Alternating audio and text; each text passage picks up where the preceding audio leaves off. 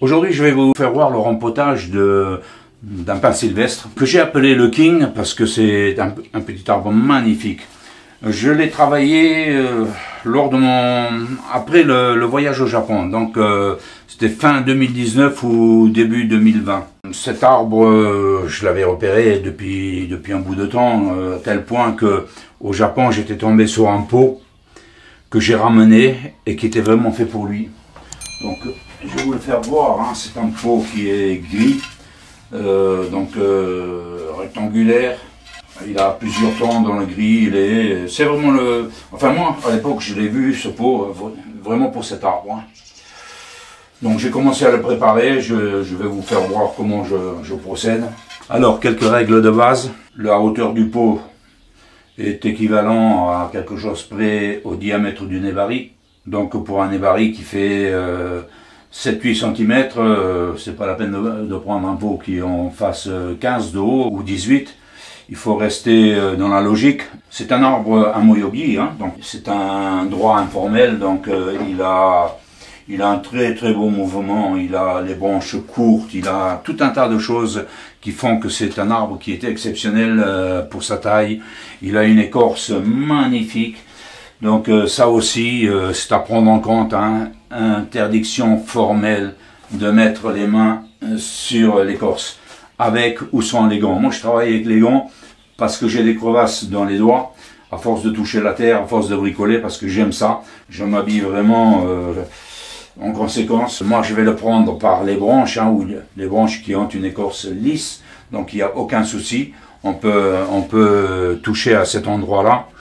Avec les gants, c'est préférable. Il a été donc travaillé fin 2019, début 2020. Hein. J'avais hésité à garder cette longue branche, hein, mais bon, je la conserve toujours. Je vais voir ce que ça va donner dans le pot, parce que je vais voir la hauteur de l'arbre. Il y a toujours une partie découverte sur un rempotage, parce qu'il a déjà eu un rempotage, puisqu'il est dans de la pumice. Donc à ce moment-là, je fais attention de ne pas avoir un pivot, de ne pas avoir quelque chose qui va me surprendre. La seule chose qui m'embête un peu, c'est que pour avoir une image de meilleure qualité, je vais le faire sur le plateau 3B. Et donc le plateau 3B, je vais le foutre au minable. C'est le prix à payer si vous voulez une vidéo de qualité. J'ai laissé la ligature un bon moment. J'ai déligaturé, il est resté en place, là il n'y a plus de ligature. Mais j'ai passé en revue hier soir, j'ai trouvé 2 petites branches qui étaient ligaturées, que j'avais oubliées. Je vais mettre l'arbre par côté et vous présenter un peu plus le pot. Alors le pot, hein, japonais, j'ai 6 trous en tout, donc ils sont de la même grosseur. Ce pot que j'ai trouvé donc au Japon, hein, une espèce de coopérative. Hein. Quand j'ai vu ce pot, je me suis dit de suite que c'était pour le King. Hein. Il n'était pas encore travaillé à l'époque, mais je savais que ce pot allait lui convenir. Un pot gris en plus, c'est pas ordinaire, et je trouve que les pins sylvestres vont très très bien dans les pots gris. J'en ai ramené 2, hein. J'ai ramené 2 pots gris du Japon. Bah, je trouve ça assez sympa. J'aimerais bien en trouver davantage en France. J'ai fait ces petits crochets. Bon, qu'on les fasse ou qu'on les fasse pas, qu'on les fasse en U, c'est pas un problème. Hein. Moi, je l'ai fait parce que j'ai appris comme ça avec Salvatore Liporas. Voilà, ça permet d'avoir un appui, hein, sur le fil. Alors, repérer la face et la position de l'arbre avant de commencer le travail. Les outils, moi j'ai des crochets à 1 dent, c'est ce que je préfère. Les petits crochets que tout le monde connaît à 3 dents. On arrache beaucoup plus de racines avec ça. Donc j'en ai plusieurs, hein, crochet à 1 dent. Un sécateur, un ciseau, les baguettes pour tasser le substrat, donc pour attacher l'arbre. Une tenaille de maçon ce coup-ci et un rouleau d'aluminium. Hein. Je préfère attacher à l'aluminium qu'au cuivre, parce que le cuivre s'oxyde et pas l'aluminium. Il est attaché, bien attaché dans le pot. La première chose à faire, c'est couper les attaches qui le tenaient. Donc, comme je l'ai dit, jamais les mains sur l'écorce. Par contre, il y a du bois mort, des jeans, ça, vous pouvez y aller autant que vous voulez.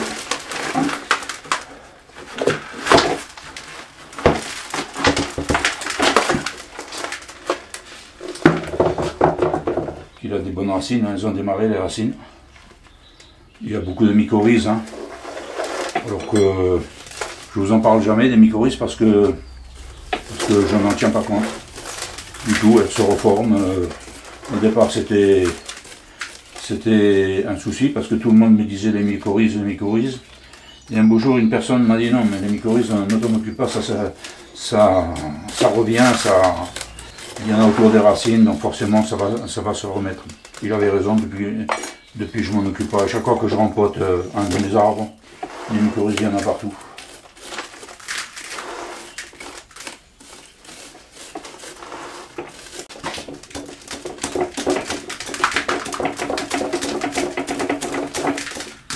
Alors, au départ, on a uniquement de la pumice. Mais forcément, avec les années, les radicelles qui meurent, l'herbe qui pousse, qui perdent leur radicelle aussi, ça fait des matières organiques. On se retrouve avec une espèce de terreau qui semble, enfin un semblant de terreau, mais en réalité c'est des matières organiques, des racines. Pas de l'engrais organique parce que j'en ai pas justement à cause de ça, parce que ça bouche, hein, ça devient dur comme là. Hein. Il y a les racines des herbes, hein, qui sont blanches, et puis il y a les racines de l'arbre qui sont noires. Quand on a l'habitude, on reconnaît facilement les racines de pin sylvestre. Au départ c'est dur, mais plus je vais avancer, quand je vais avoir l'effet de la première couche, ça va aller beaucoup mieux après. Donc je demande des volontaires pour nettoyer le plateau.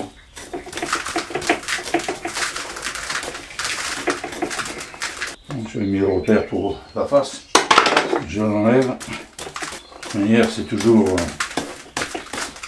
la face, une fois que vous l'avez travaillé, vous l'avez mémorisé, vous le remettez.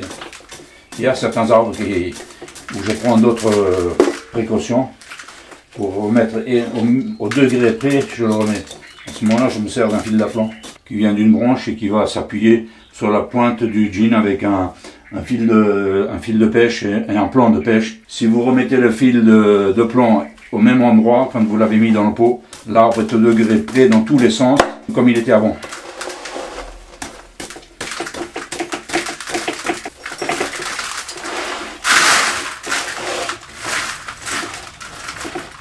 Comme le 28 février, je ne sais pas si je l'ai dit. Cette année encore, c'est une année à surprise dans les rempotages parce que il fait très chaud au mois de février. Il a fait très chaud au mois de février. Les arbres démarrent. Donc si vous avez un doute sur le rempotage, il ne faut pas avoir de doute. Hein. Si vous avez le moindre doute, vous reportez à l'année suivante. C'est pas parce qu'il reste un an de plus dans le substrat que vous allez prendre un risque. Sauf bien évidemment si c'est un substrat qui est complètement bouché, qui est dur, que vous ne pouvez plus rien faire avec. J'ai des racines bien à plat. Souvent, on m'a dit pourquoi pas prélever au mois de février puisqu'on fait des rempotages au mois de février. Tout simplement parce que vous n'avez pas ça. Lors d'un yamadori, vous avez 3 ou 4 racines, grosses comme un doigt, que vous coupez. C'est tout ce que vous avez. Vous n'avez plus ces petites racines. Et là, mon arbre, je ne vais pas le mettre sur mes étagères, il va aller dans la serre. Je ne vais pas prendre le risque de prendre un coup de gelée. Les pins sylvestres, malgré qu'ils sont en montagne entre 800 et 1200 mètres, ils n'aiment pas prendre des coups de gelée sur les racines, hein, fraîchement rempotés. Donc vous faites comme moi, si vous ne voulez pas prendre de risque, vous les mettez en serre. On a de plus en plus de surprises tous les ans avec les rempotages. Donc à un moment donné, il va falloir qu'on change nos habitudes. Nos habitudes, ça va être ça, rempotage, ensuite serre. Serre froide, bien évidemment. On commence à voir un chevelu sur cet arbre qui est intéressant. Hein.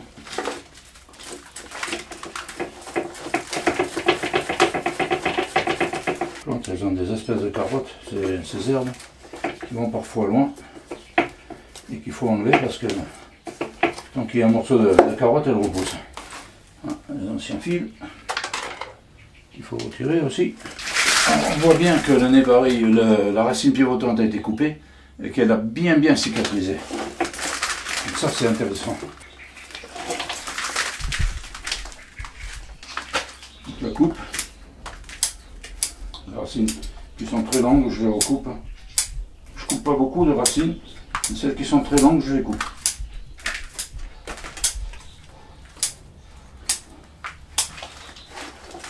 Alors on a un peu de temps quand même, hein. Il faut éviter que la racine elle sèche, c'est pas la peine de se précipiter.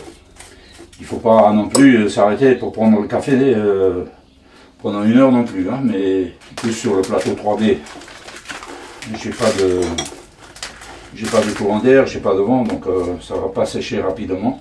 On profiter pour enlever tout, remettre les racines comme il faut, voir s'il y a une racine qui va grossir, qui va gêner avec le temps. Là c'est pas le cas. Bon, je viens de passer les fils dans le pot pour attacher l'arbre, hein, parce que les arbres sont toujours attachés dans le pot, hein. Ça c'est quelque chose de très très important. Pourquoi devant plus lent que derrière? Parce que quand je vais croiser, mes 2 attaches elles seront derrière. Si vous l'avez trop long, vous allez avoir l'attache ici, ça risque de se voir. Donc toujours le fil de devant plus long pour pouvoir rabattre et attacher derrière.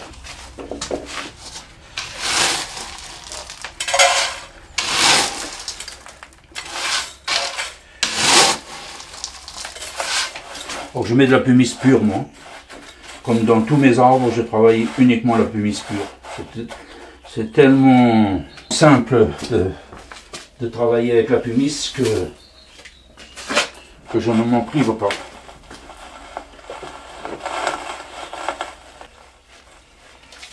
Donc, première attache que je vais fixer derrière, peut-être passer devant, si ça ne se voit pas, si ça va se voir, et là tourne les varies. Là, ce qui est important, c'est la position de l'arbre. Là, il vient trop vers moi.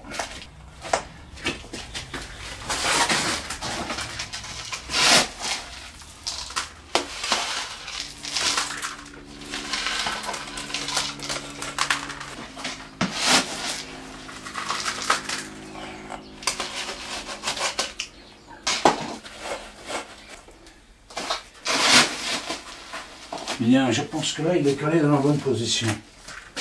Bien évidemment, il faudra lui refaire une mise en forme, hein, pour pouvoir mettre de la pumice tout le tour et serrer mes attaches. Il faut enterrer les racines, hein. Si vous mettez la pumice, aplatissez les racines pour qu'elles soient dessous, hein, parce que celles qui vont rester dessus, elles vont mourir.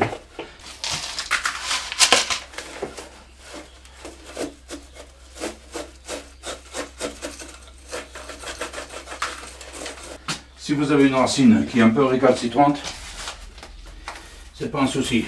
Vous faites un cavalier avec de l'alu, comme celle-là. Je la graffe pour qu'elle tienne dans le substrat. Je recontrôle encore la position. Maintenant, je vais serrer mes attaches. Donc, on tire dessus. Et on tourne. Et il faut serrer de manière de s'arrêter juste avant que ça casse, hein. Je retire et je resserre. Ne pas oublier de plier les petits picots vers le bas, parce que quand on va toucher l'arbre, quand on va y mettre les mains dedans, pour X raisons, si on s'accroche, on s'ouvre la main. Alors certaines petites racines qui sont vraiment récalcitrantes, qui veulent pas rentrer, je m'embête pas, je les coupe.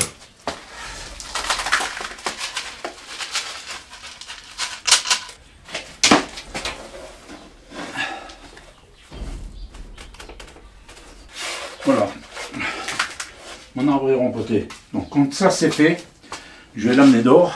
J'ai une boîte exprès qui est faite pour ça d'ailleurs. Et là je vais l'arroser, tant que ça coule couleur chocolat. Je lave. Après, je ne suis pas à quelque chose près non plus, hein. Elle n'est pas sale, la pumice, il y a des poussières dedans. C'est pas vraiment catastrophique, les poussières. Le choix du pot a été judicieux parce que c'est vraiment ce qu'il lui fallait. Parce que j'ai cette première branche, je ne sais pas si vous vous rappelez, sur le pot, elle me touchait le bord du pot. Et là, donc en étant légèrement penchée, elle va être dessus. Parce que sûrement qu'elle va être rabaissée un peu. Pas possible, j'aurai encore du fil là. J'ai encore oublié une petite branche avec du fil. J'ai passé 2 heures dessus à enlever le fil et on en oublie toujours. Donc voilà, comme vous pouvez vous en rendre compte, un rempotage, c'est pas quelque chose de compliqué. C'est quelque chose qu'il faut prévoir dans le choix de son pot. Choisir un pot qui convient à l'arbre, donc la hauteur du pot à quelque chose près, hein, on n'est pas au millimètre près, sur la largeur du nébari. Là je l'ai enterré un peu, mon nébari il fait 8 cm, le pot il en fait 9. Bon, on est à 1 cm près. Là je vais laisser le substrat bombé pour que les racines du dessus ne souffrent pas. Mais dès que l'arbre aura bien repris, je vais, à force de le laver, ça va devenir plat. Les racines qui sont apparentes, elles mettent de l'écorce et parfois c'est très joli. Et si on ne veut pas avoir de racines apparentes, on les coupe au fur et à mesure, les petites, on les coupe avant qu'elles se développent, donc on descend. C'est quelque chose à faire doucement, très doucement. Respectez les règles, comme je vous l'ai dit. Sur un pain, on ne met pas les mains sur l'écorce, jamais, parce que vous allez, l'écorce, là où vous avez mis les mains, elle va se casser, ça va se voir, vous allez avoir une trace de main, que ce soit avec le gant ou sans les gants, hein, vous allez avoir une trace, cette écorce va se décoller, vous allez perdre cet effet de peau, de peau de crocodile, d'écailles qu'il y a dessus. L'écorce, l'écaille qui tombe, elle ne se refait pas. Hein. Pour donner un vécu à un arbre, il faut des années. C'est d'ailleurs pour ça que moi je préfère le Yamadori, parce que le feuillage, en quelques années, je le fais. En 4-5 ans, je fais le feuillage. Et un tronc de 70 ans, il faut 70 ans pour le faire. Il y en a qui vont dire les scarifications dans le tronc, alors ça c'est quelque chose qu'il faut bannir. On peut toujours le faire dans certains cas, dans des cas très spéciaux, mais voilà, en règle générale, c'est quelque chose que je ne pratique pas. Donc tout ce qui est agression dans l'arbre, agression profonde, c'est quelque chose que je ne pratique pas, que ce soit les charries, les scarifications. Déjà que la ligature c'est une agression, même si on dit que ça représente le poids de la neige et que ça descend. On est d'accord, ça représente le poids de la neige, mais quand même. La neige ne marque pas l'arbre alors qu'une ligature, ça le marque. Il faut faire très attention à ce qu'on fait aux arbres, parce que les arbres ont une mémoire de tout ce que l'on fait. Et si l'arbre ne vous apprécie pas, forcément, il n'ira pas dans votre sens. Une accumulation de petites misères peut être fatale à l'arbre. Mais bon, je suis peut-être un peu excessif dans ce que je fais sur mes arbres, comment je procède, très doucement, très lentement, avec des temps de repos très longs pour que les arbres récupèrent.